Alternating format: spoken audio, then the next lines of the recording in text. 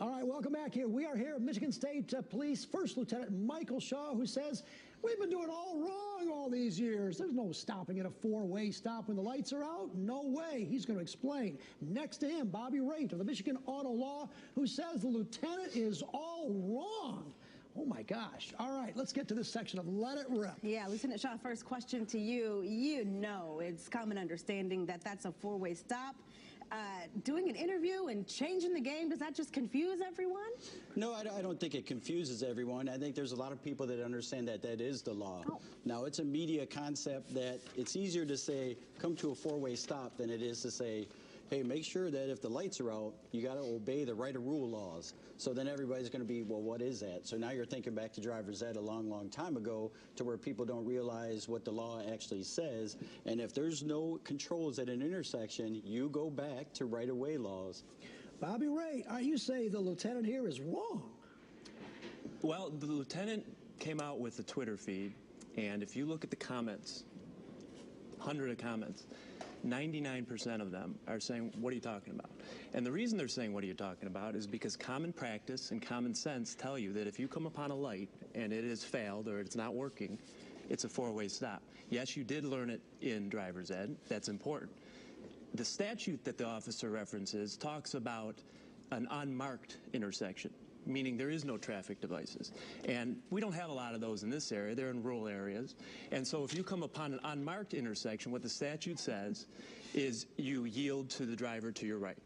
I'm driving through West Bloomfield the other day, and I come upon a light that's out. Yeah. I am driving, and a car comes up to my left.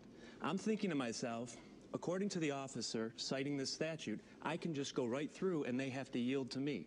But what if they're paying attention to what they learned in driver's ed? Yeah. What if they're paying attention to their common sense and their common practice? I'm going to get in an accident. So let's make sure that we're clear. First of all, the traffic signal is out. Let's give it that. The statute, here's the statute. Here it is right here. I know what the lieutenant's saying. It says the person that comes to the intersection first has a right of way. We agree. We all agree on that. Correct. Okay. Now, then the question becomes, if the two cars come together, the person on the right, they have the right of way. So, Lieutenant, let's assume then, four-way intersection. Let's assume all four cars come to the intersection at the same time. Everybody has a car on the right. That's chaos. What do you do? It's not really chaos because everybody looks at that intersection at the same way, and common sense, like he says, comes to apply.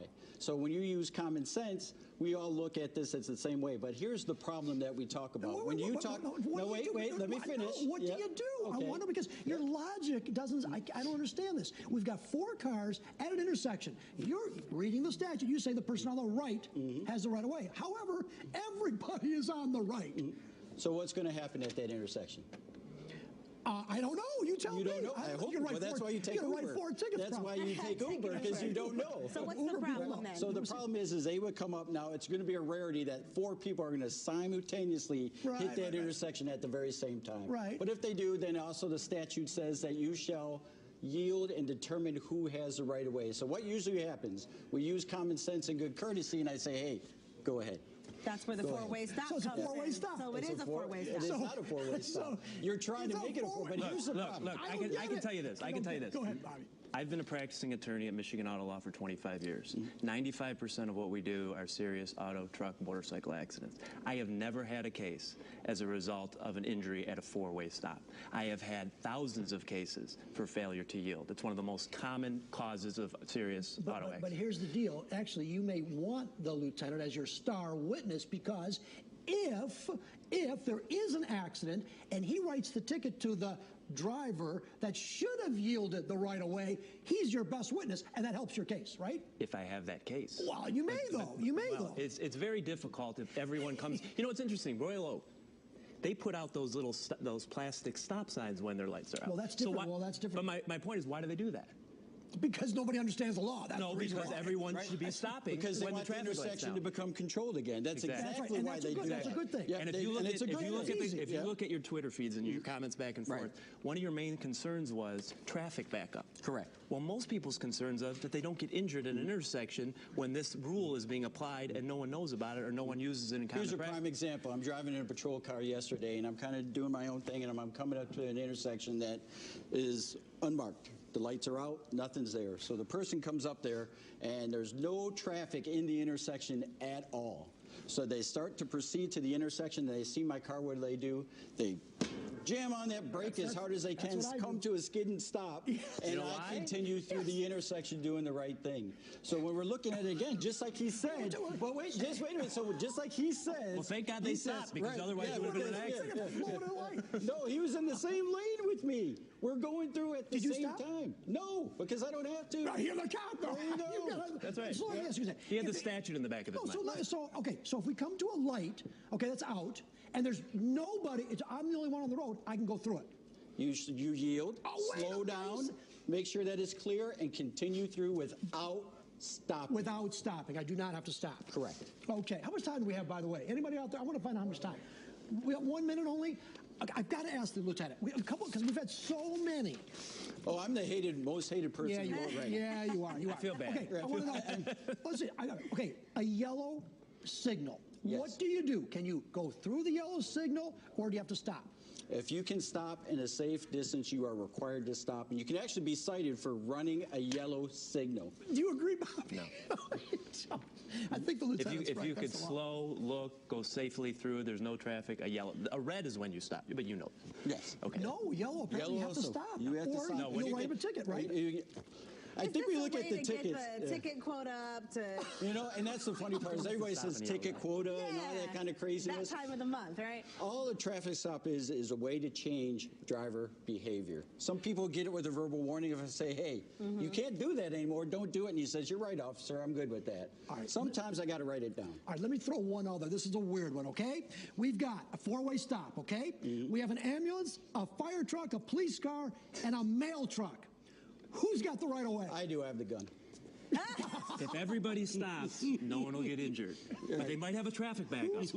This is He's a concerned common about. question on many traffic tests around the country. Ambulance, fire, police, mail truck. Who's got the right of way? Anybody know? Ambulance, fire. Ambulance, fire, police, and a mail truck. Who's got I the would right say of the way? ambulance. Do you know? I would let the ambulance go I'd first. say it's a, well, no, mail truck. Mail truck, you can't interfere with the delivery of the U.S. mail. And it's a federal statute, supersedes So if the any light's state. not working. I don't get it. I don't get it. Weird traffic laws. Okay, are some bottom weird line, ones. on this area, when we have those traffic lights out, yield, unless you're the first person in, then you can go through, you have the right of way, or yield to the person on the right. That's the law.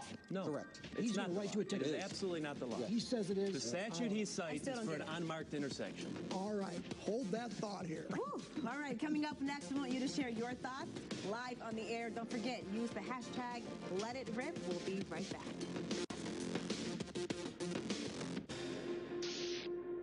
All right, welcome back. Now it's time for you to be a part of the discussion. I'm on Twitter right now with the hashtag #LetItRip. Lieutenant Shaw, first question to you going from Craig Connolly, who says, Lieutenant, with all due respect, in my opinion, to use caution is better than risking a collision.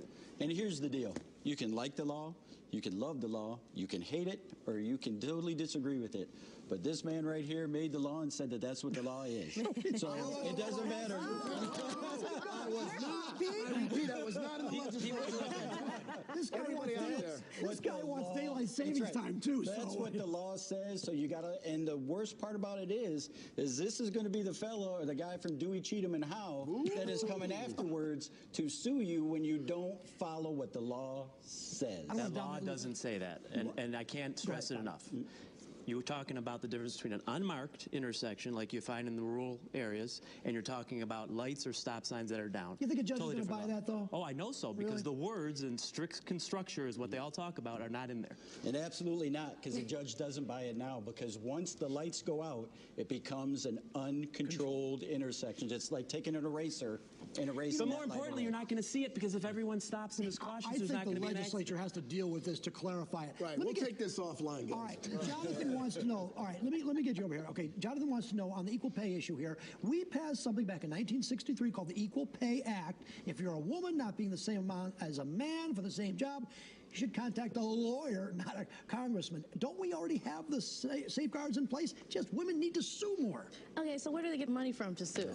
So, because we Contingency fee. keep talking about women that are in corporations. We're not talking about the regular Joe that's working at, I don't know, somewhere where they're getting minimum wage, for example. So where do they get the money from to sue? Charlie, I just want to make sure that everybody knows out there that union pays are all the same. When a female and a male, when they're on the line and they're putting on bumpers or tires or whatever it is to make these fine cars that we sell here in this state, guess what? The same female and male on both sides of the line are making the same pay. But what are they doing to the unions right now? You don't want me to go there, do you?